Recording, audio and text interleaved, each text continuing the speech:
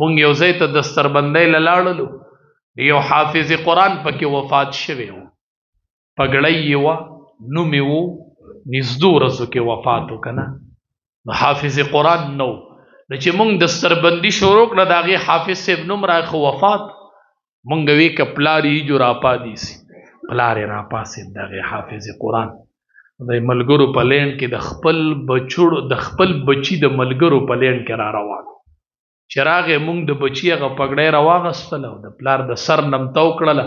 شیخ صاحب ولدي صاحب په سر لاس کېښودو، وی پلاره یوه دستربندي دې له مونږه وکړله او یوه دې الله ته قره شوه، دا به په میدان محشر کې کېږي انشاءالله. خو وی مونږ پې پګړۍ ولګول او هلته به پې تاج لګي انشاءالله. پلارانو د چا د بچي په سر چې د حفظ پګړۍ ولګېدله، د پلار په سر به تاج لګي، د مور په سر به تاج لګي. بچي ته پګړۍ مبارک او مور پلار ته تاجونه مبارک. اورنګزیب علمگیر نوم به تاسو اورېدلی، دا بادشاه ښه د وخت بادشاه، د ده بچي قرآن یاد کو. نو د خپل پلار ته وی پلاره راشه نن زما د بچي د حفظ دستربندي ده، ما سره شریک شه. هغه پلار ته لږ خفه و. ښه بعضې وخت کې پلار خفی بچوړو ځان پې پوهوئ، تاسو بې غوره غونته یې. ښه هغه پلار یې ورته وی اورنګزیبه زه څه له درځمه، دا خو ستا د بچي د حفظ دستربندي ده، نو تاج به الله تعالی درکوي، نو زه څه له درشمه.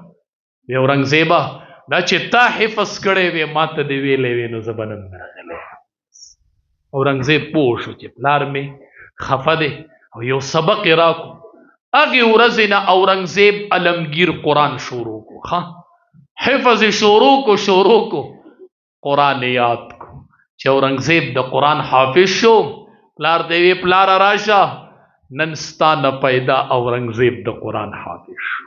هغه ورته وی نن به ځکه درځمه چې نن ما نه پیدا الله د قرآن حافظ کوي، ما له به الله تاج راکړي، نن به زه حاضر کوم. ښه پلارانو 1000 بار مبارک شي، میندو 1000 بار مبارک شي. ډېره لویه ګټه الله درکړله، ډېره لویه ګټه، ډېره لویه ذخیره.